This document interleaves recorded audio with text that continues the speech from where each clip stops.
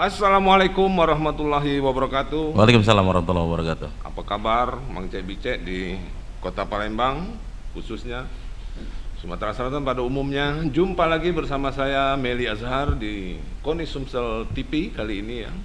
Saya saat ini bersama Bung Daeng. Siapa Bung Daeng ini nanti kita Kulik ya? kulik lebih jauh. Pemirsa, selama ini Bung Daeng mungkin masyarakat sudah banyak juga yang mengenal ya. Beliau sering kali jadi host ini. Nah, kali ini saya yang jadi host, Bung Daeng yang jadi narasumber. Apa kabar Bung Daeng? Baik, alhamdulillah. Apa kabar juga nih, Bung? Alhamdulillah. Gimana Bung Daeng nih yel-yelnya nih? Saya rasa luar biasa ya. Salam olahraga, jaya, jaya, jaya. Itu paling pokok. Karena olahraga harus energik, olahraga harus semangat, olahraga itu penuh sportivitas. Ya, jadi harus semangat ya Bung Harus Daeng ya. semangat, nggak boleh lempem. Kiranya tidak keberatan nih Bung Daeng untuk mengenalkan atau menjelaskan fungsi Bung Daeng di Koni Sumsel ini agar masyarakat lebih mengenal lebih dekat tentang sosok Bung Daeng. Baik, Mang Cek Becek juga ya, mungkin berapa kali sudah mengenal Bung Daeng yang baik itu dari ada acara Sersan Daeng, sekarang ada lagi muncul dari Koni Sumsel TV ya. Oke. Jadi pada hakikatnya saya itu berkecimpung di dunia olahraga itu berawal di 2009. Itu ada zaman Covid pada saat itu luar biasa. Dan Oh iya. 2009 itu saya salah satu juga pengurus KONI waktu itu di zamannya Pak Hindir Jaunidin. Sekalipun 2009 zaman COVID tetap berkiprah terus jadi namanya. pada ini ada cerita luar biasa nih. Jadi di zaman Covid 2019 itu kami memiliki event yang sungguh luar biasa ya. Jadi kami ada Catur Kapolda Cup. Wah, Jadi bekerja sama dengan Percasi pada saat itu, dan luar biasa ininya, apa, jumlah peserta itu hampir 800 kalau tidak salah itu. kalau tidak Dari salah dulu dilaksanakan di dilaksanakan di ini, di apa, aulanya Aula Dinas Pendidikan Kota Palembang waktu Kota itu ya. Palembang. Tahun berapa Bung? Itu 2019 itu Catur Kapolda Cup itu. Dan kita melibatkan pelajar ya, baik di tingkat dini dari SD, SMP, SMA, termasuk juga SD, SMP ya. SMA kalau tidak salah juga itu nggak libat, tapi juga ada kita libatkan dari veteran juga ada, profesional juga ada, dan alhamdulillah sukses. Dari acara itu terus kami lagi menginjak acara lagi kegiatan-kegiatan di PRSI waktu itu. PRSI itu kalau sekarang menjadi cabur akuatik ya, jadi cabur renang. 20 tahun lebih kegiatan lomba renang ini tidak dipertandingkan. Kebetulan waktu itu saya menjadi pengurus PRSI sebagai sekum di PRSI Kota Palembang, dan kita adakan waktu itu di Lumban Tirta, melibatkan juga cukup lumayan banyak ya, hampir 300-400 peserta. Itu melibatkan juga pelajar-pelajar. Dan kebetulan itu kita lakukan di tahun 2021 pada saat itu. Nah sekarang saya resign pada saat itu di 2019 di KONI, dan pada saat ada pemilihan lagi di 2023 di Desember pada saat itu, kebetulan yang menjadi ketua umum kan sekarang kan Pak Yulian Gunhar pada saat itu. Oke. Dan saya diberi amanah untuk menjadi kepala bidang humas, hubungan masyarakat dan media. Ya. Dan alhamdulillah dari sini ke depan kita berbenah bagaimana bisa untuk membantu beliau selaku ketua umum KONI Sumatera Selatan untuk mengawal kebijakan-kebijakannya, karena luar biasa di era kepemimpinan beliau ini ada program yang namanya Sriwijaya Goal, dan itu akan kita implementasikan dan kita gaungkan ke seluruh daerah Sumatera Selatan. Dan kebetulan tugas dan fungsi humas ini ya tidak lain tidak bukan bagaimana membawa citra positif lah bagi dunia olahraga di masyarakat Sumatera Selatan khususnya ya, dan nasional pada umumnya. Artinya kita ini tugasnya itu pada prinsipnya itu yaitu tadi membangun citra, bagaimana memberikan support, semangat kepada atlet dan pelatih, termasuk cabur ya yang membina atlet itu sendiri, agar ke depan nanti masyarakat itu lebih mencintai dunia olahraga. Karena pada prinsipnya olahraga ini membawa dampak yang cukup luar biasa ya, bukan hanya sekedar prestasi, juga prestise yang akan diraih oleh daerah itu sendiri, seperti itu. Oke. Jadi demikianlah pemirsa, tadi sekilas tentang sosok Bung Daeng ya, yang sebelum-sebelumnya Daeng ini dikenal dengan Sersan Daeng. Ini masyarakat mungkin mesti dijelaskan juga, Sersan Daeng ini bukan pangkat gitu ya, Bung, ya, tapi serasa sanak bersama Daeng. Iya. Bener kan Pak Yan? Betul. Jadi dulu waktu zaman Covid kami kan ngomong kongko-kongko lah dengan kawan-kawan di TV Sumsel dan TVRI pada saat itu. Kebetulan ada Bung Heru di sana. Ya, ya. Gimana sih kita ini kondisi sekarang lagi maraknya podcast pada saat itu. Ya udah kita buat acara aja katanya. Nah, acaranya bentuknya apa? Oh, bagusnya kita buat yang lebih spektakuler, nggak membawa nama apa-apa, tapi bagaimana kalau nama Daeng saja kita buat. Kalau nama Daeng saja apa yang nanti embel-embelnya, ya udah kita kasih Sersan aja. Apa Sersan? Kan dulu kan Sersan kan serius santai ya kan. Tapi Bung Heru bilang bukan, Sersan itu adalah serasa sanak bersama Daeng lah. Dan kalau tidak salah Bung, waktu itu juga disenangi oleh Kapolda kita ya waktu itu ya. Ya, jadi memang dulu Pak Eko ya, itu Eko Indra Heri, profesor itu luar biasa, bahkan beliau itu menganggap kita ini menjadinya. Jadi pada saat kami podcast dengan Kapolda juga, beliau bilang nggak usah panggil jenderal lah, panggil kakak aja. Jadi pada saat itu nyaman, nyantai gitu. Jadi dipanggil kakak beliau, dan memang beliau itu welcome ya terhadap insan pers, welcome terhadap adik-adik yang memiliki talenta, memiliki jiwa untuk bagaimana bisa mengembangkan informasi-informasi itu yang edukatif seperti itu, sehingga beliau sangat terbuka sekali dengan TV Sumsel pada saat itu, dan sampai sekarang juga hubungan itu masih bisa terjalin seperti itu. Dan beliau terkesan sosok low profile. Low profile memang. Nah, Bung Daeng lebih lanjut, tentu masyarakat kan baik pengen tahu nih, sekarang posisi Bung Daeng di KONI Sumsel ini sebagai apa nih, Bung? Ya, jadi saya sudah bisa kita jelaskan dari awal tadi. Saya ini kebetulan diberi amanah oleh Ketua Umum kita Pak Julian Gunhar. Pada saat ini saya menjabat sebagai Kabid Humas. Kabid Humas dan Media di Sumatera Selatan periode 2023-2027. Dan kami mendapat amanah lah ya, bagaimana bisa mengemban daripada amanah ini untuk memberikan kontribusi informasi-informasi yang baik dan benar, dan menangkal daripada informasi-informasi yang negatif terhadap kinerja daripada KONI kepada masyarakat seperti itu. Intinya bagaimana caranya, kan kita pasti punya program dong, punya program jangka menengah, jangka pendek, dan jangka panjang seperti itu. Nah, untuk jangka pendek ini kami berupaya untuk bagaimana membangun daripada citra positif itu dengan bekerja sama dengan berbagai media, termasuk juga kami menciptakan inovasi-inovasi yang selama ini mungkin belum tergali atau belum terlaksana, dengan menciptakan sebuah saluran yang luar biasa, yaitu KONI Sumsel TV, yang kami juga mendapatkan apresiasi juga dari KONI Pusat. Itu satu gebrakan yang luar biasa, gebrakan yang menjadi pilot project untuk KONI-KONI lain ya di provinsi-provinsi lain, sehingga memang pada hakikatnya prestasi itu tidak terlepas daripada publikasi dan dokumentasi gitu. Kalau tidak terdokumentasi, tidak terpublikasi dengan baik, maka informasi-informasi terkait daripada dunia olahraga, khususnya itu di olahraga prestasi, itu sangat minim akan dirasakan oleh masyarakat sekitar seperti itu. Oke, demikian pemirsa tentang sosok Bung Daeng ini ya, dan apa peran dan fungsi beliau. Nah, ini terkait individu Bung Daeng yang kita sudah cukup jelas. Nah, sekarang untuk KONI-nya sendiri nih, Bung, ini fungsinya apa nih, Bung? Ya, jadi KONI ini sebenarnya kan wadah daripada induk organisasi. Jadi KONI ini adalah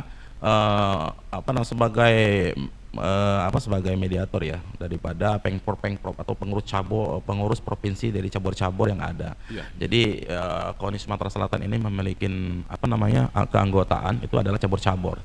Jadi dari data yang ada, kita memiliki anggota itu sekitar 60-an cabur yang 60 cabur juga terdata dari pusat seperti itu. Nah, pada hakikatnya sebenarnya fungsi daripada KONI ini sendiri adalah bagaimana mampu untuk mengguidance atlet-atlet itu, ya kan, bisa mendapatkan prestasi. Artinya seperti ini, KONI ini adalah menjadi fasilitator dari sebuah rangkaian kegiatan pelatihan, rangkaian kegiatan daripada pertandingan-pertandingan yang dilakukan oleh cabur, yang nantinya pada hakikatnya itu adalah menghantarkan atlet-atlet dari cabur-cabur itu yang berprestasi, terutama pada saat nanti kan rencana kita kan ada Forprov nih, Pekan Olahraga Provinsi, itu adalah domain KONI seperti itu. Bagaimana untuk menjaring atlet-atlet prestasi di kabupaten kota yang ada di Provinsi Sumatera Selatan yang akan dibawa ke Pekan Olahraga Nasional atau PON di sana. Jadi marwah yang terbaik itu adalah prestasi nanti ketika kita di ajang PON pada saat itu. Oke. Jadi kalau kemarin tahun ini ya, tahun 2024 kemarin kan ada Pekan Olahraga Nasional di Aceh dan Medan. Pada saat itu memang kalau kita bicara masalah medali emas kita agak menurun, tapi kalau bicara masalah jumlah medali kita meningkat seperti itu. Dari kita bisa mencapai 50-an medali meskipun medali emasnya kita berkurang seperti itu. Tapi kami mempunyai kesempatan lagi untuk kembali lagi berkiprah di ajang PON di di NTB dan NTT pada saat itu, yang nanti akan dipertandingkan di 2028 lah ya nanti. Dan kami tetap konsolidasi, dan pada hakikatnya memang secara garis besar program-program itu selain daripada program program juga mempunyai program yang namanya Sriwijaya Goal. Sriwijaya Goal ini program yang berjenjang dari 2024 program itu akan diluncurkan sampai 2028 dan bahkan nanti 2028 sampai menuju ke 2032.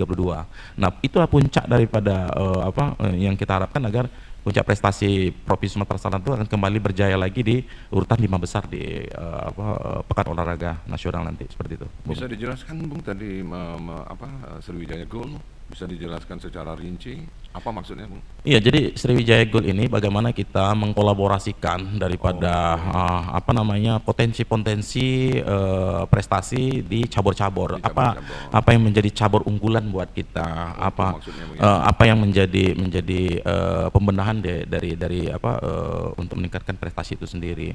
Mungkin dari sistem pembinaannya, sistem teknisnya, terus bagaimana juga sistem pertahanan daripada fisik daripada pelatih dan atlet itu sendiri. Nah, ini harus di combine, yang harus dievaluasi lebih mendalam dan kita carikan solusinya seperti itu. Karena prestasi atlet ini kan tidak hanya terlepas daripada teknisnya saja atau ketangkasan dia saja, tapi atlet-atletnya juga kan membutuhkan hal-hal yang lain, terutama kayak gizinya, mentalnya. Nah, itu yang kita bangun. Nah, itu kita harus bersama-sama seperti itu. Bersama-sama bagaimana mewujudkan prestasi atlet ini terutama kalau kita kenapa kok ngambil Sriwijaya Goal, artinya kita ini kan berada di bumi Sriwijaya seperti itu. Goal itu adalah emas, artinya bagaimana bisa untuk 2028, 2032 itu mendulang emas sebanyak-banyaknya. Karena kalau kita bicara masalah prestasi pasti kita bicara masalah emas seperti itu. Nah, makanya dengan adanya program Sriwijaya Goal ini mengkolaborasikan stakeholder yang ada. Baik, stakeholder itu kan ada atlet, ada pelatih, ada pemarti olahraga, ada KONI di sana, ada Pengprov di sana, dan ada pemerintah di sana. Dan tidak terlepas daripada kolaborasi itu pasti mau tidak mau prestasi itu tidak akan bisa kita tercapai, tidak akan kita bisa gapai seperti itu. Dan perlu diingat juga bagi Mancek Bicek juga sebenarnya KONI ini kan memiliki anggaran dari pemerintah, ya kan. Nah, anggaran pemerintah itu tidak bisa dia tidak memiliki suatu program seperti itu. Dia harus memiliki satu program kayak ada PON, ada Porprov, dan ada program jangka panjang, jangka menengah, dan jangka pendek. Karena pada hakikatnya itu program anggaran KONI ini berasal daripada dana hibah yang harus dipertanggungjawabkan. Tapi juga itu harus berdasarkan daripada program-program yang akan dikerjakan, sehingga NPHD itu bisa untuk diselaraskan dengan apa yang akan disampaikan dananya itu untuk kegiatan-kegiatan olahraga seperti itu. Oke. Terus mungkin penting juga nih masyarakat pemirsa tahu juga ya hubungan antara KONI Sumsel dan KONI yang ada di kabupaten kota itu hubungannya bagaimana itu Pak? Baik, jadi hubungan antara KONI kabupaten kota dan hubungan dengan provinsi itu sangat melekat. Artinya kalau kita ini kan hierarkinya SK itu kan dari KONI provinsi, KONI pusat. Nah, untuk SK daripada KONI kabupaten kota itu yang mengeluarkan adalah KONI provinsi. Artinya itu KONI kabupaten kota itu ada kepanjangan tangan dari KONI provinsi. Bagaimana bisa KONI kabupaten kota itu juga mampu untuk menyerap atlet-atlet yang berprestasi di sana. Nah, KONI kabupaten kota juga harusnya juga itu memiliki daripada KONI cabang di kecamatan Pengcap. Jadi Pengcap juga harus punya, karena pada hakikatnya itu untuk menggait atau untuk mencari atlet, bibit-bibit atlet itu kan berasal dari bawah, berasal dari desa atau kelurahan di sana. Jadi hierarkinya begini. Jadi sebelum adanya PON, ya kan, kita harus dulu ada pekan olahraga provinsi. Nah, pekan olahraga provinsi ini menjaring daripada atlet-atlet yang sudah bertanding di pekan olahraga kabupaten kota maupun pekan olahraga provinsi, pekan olahraga kabupaten dan pekan olahraga kota. Nah, pekan olahraga kota dilakukan itu setelah ada pekan olahraga kecamatan. Jadi bertingkat dia, berjenjang. Bung, bisa dijelaskan ya, mohon maaf kami mengulik sedikit tentang fungsi Bung selaku humas dan media di KONI Sumsel ini. Adakah Bung pernah mengalami tantangan terberat itu selama mengemban jabatan itu? Baik, jadi kalau bicara tantangan kan selalu ada, namun kita harus berpikiran positif thinking aja. Jadi kita bekerja secara profesional aja. Artinya kalau sejauh ini selama saya mengemban jadi Kabid Humas KONI Sumatera Selatan, kayaknya fine-fine saja lah ya, tidak ada kendala yang berarti lah. Kalaupun ada kendala itu sudah bisa kita atasi dengan baik. Dan yang paling tidak kita ke depan ini bukan lagi berbicara masalah kendala, tapi bagaimana bisa memikirkan memberikan kontribusi informasi yang edukatif, yang yang proaktif ya, ke masyarakat. Karena pada hakikatnya itu adalah KONI Sumatera Selatan ini bagaimana bisa memasyarakatkan olahraga dan mengolahragakan masyarakat. Artinya tugas kita lah semua, termasuk media juga, dan alhamdulillah kami juga selalu menjalin hubungan komunikasi dengan media-media lain maupun lokal maupun media nasional ya. Jadi kami juga nanti sering kami melakukan conference terhadap kebijakan-kebijakan yang sudah diambil oleh KONI Sumatera Selatan untuk bisa dipublish, untuk bisa disampaikan ke masyarakat, sehingga masyarakat tahu bahwasanya memang KONI Sumatera Selatan selalu berkarya demi kemajuan dan keberhasilan untuk menggapai prestasi atlet di Sumatera Selatan, seperti itu. Berkarya dan berkaya mungkin demi kemajuan prestasi atlet di Sumatera Selatan, terutama di dunia olahraga. Nah, terakhir Bung, progres apa nanti ke depan yang akan dilaksanakan oleh KONI ya, artinya progres jangka pendek dan jangka panjangnya perlu dijelaskan. Baik, jadi progres tadi sudah disampaikan, maksudnya kita punya program ya, program Sriwijaya Goal. Sriwijaya Goal ini akan dikaitkan dengan program-program kerja yang sudah punya teragenda baik dari provinsi maupun agenda kerja kita di KONI Sumatera Selatan. Jadi kalau agenda jangka pendek saat sekarang ini kita sudah mempersiapkan daripada pekan olahraga provinsi yang nanti akan dilakukan di bulan Oktober, insya Allah nanti di Kabupaten Muba. Nah, kita berupaya bagaimana ketika terjadi pekan olahraga provinsi itu kita mampu untuk menyerap atlet-atlet yang memang atlet andal, atlet-atlet yang benar-benar berasal daripada Sumatera Selatan, yang nantinya akan kita tandingkan, yang akan kita perjuangkan pada saat nanti PON di NTB dan NTT pada tahun 2028. Kami berharap juga nanti ke depan, meskipun kami kan paling tidak kami ini periodenya 2023-2027, sementara PON itu 2028, ya kan. Ya syukur-syukur kita akan bisa juga berkiprah lagi menjadi pengurus, ya kan, bergulir. Kalaupun kita tidak lagi jadi pengurus, kami berharap agar pengurus ke depan itu mampu untuk bisa meraih prestasi lebih baik lagi pada saat PON di NTB dan NTT ketimbang di PON Medan dan Aceh, seperti itu. Jadi handingnya itu bagaimana kita bisa menciptakan prestasi oleh dunia olahraga di Sumatera Selatan itu menjadi lebih baik. Karena apa?